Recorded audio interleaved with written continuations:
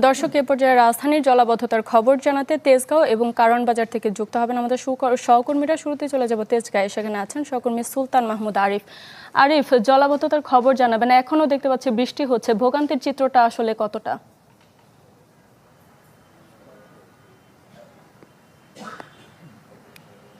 আমি এই মুহূর্তে তেজগাঁও এলাকায় রয়েছি। এখানে দেখতে পাচ্ছেন যে আমার পিছনে বলা যায় যে কিছু কিছু জায়গায় হাঁটুর উপরে পানি রয়েছে এবং মানুষজন চরম ভোগান্তিতে রয়েছেন। এবং এই চিত্রটি শুধুমাত্র তেজগাঁও এলাকায় এমন পরিস্থিতি, বিষয়টি এমন নয়। আমরা রাজধানীর বেশ কয়েকটি জায়গায় ইতিমধ্যে ঘুরেছি, দেখেছি। প্রত্যেকটি জায়গায় আমরা দেখেছি হাঁটু সমান পানি, কোথাও হাঁটুর উপরে পানি উঠেছে। বলা যায় যে রাজধানীর ঢাকার বেশিরভাগ অংশ আজকে পানিতে, বলা যায় যে পানির যে ভোগান্তি, সেই ভোগান্তিতে পড়েছে মানুষজন।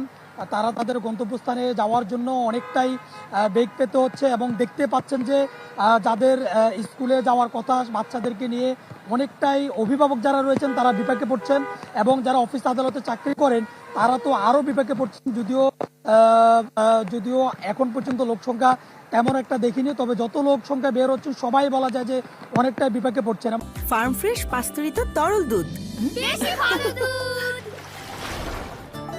বিশেষ করে পানি যে অনেক বেশি, কোথাও গর্ত আছে, কোথাও যেখানে রাস্তার ঝামেলা, সেই জায়গাগুলোতে সড়ক দুর্ঘটনার ঘটনাও কিন্তু ইতিমধ্যে ঘটছে। এবং শারমিন, আমরা আবহাওয়া অধিদপ্তরের কথা বলেছি, আবহাওয়া অফিস থেকে বলা হয়েছে আজকে ঢাকাতে 97 মিলিমিটার বৃষ্টিপাতের রেকর্ড করা হয়েছে, এবং সর্বোচ্চ বৃষ্টিপাতের রেকর্ড করা হয়েছে পটুয়াখালীতে, সেটি 132 মিলিমিটার।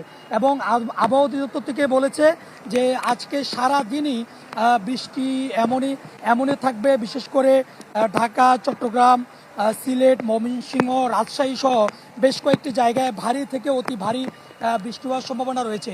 সব মিলে বলা যায় যে যেহেতু আবহাওয়া অধিদপ্তর থেকে বলা হয়েছে আজকে সারাদিনই এমন থাকবে, এবং পরিস্থিতিও তাই বলে। এবং দেখে মনে হবে যে এটি একেবারে সমুদ্রের মতো, কিন্তু এটি তেজগাঁওয়ের যে মহাসড়ক, সেই সড়কটি থেকে বলছে। এই চিত্র শুধু রাজধানীর তেজগাঁও, পুরা রাজধানী ঢাকায় কিন্তু একই চিত্র, মানুষজন ভোগান্তিতেই আছে। জি আরিফ, ধন্যবাদ আপনাকে। দর্শক, এবার কারণ বাজার থেকে যুক্ত হচ্ছেন সহকর্মী রৌনক মাহমুদ সৌরভ।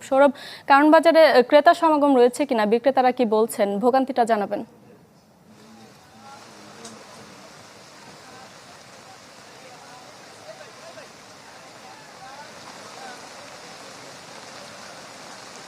শারমিন, আমি এখন আছি রাজধানীর কারণ বাজারে।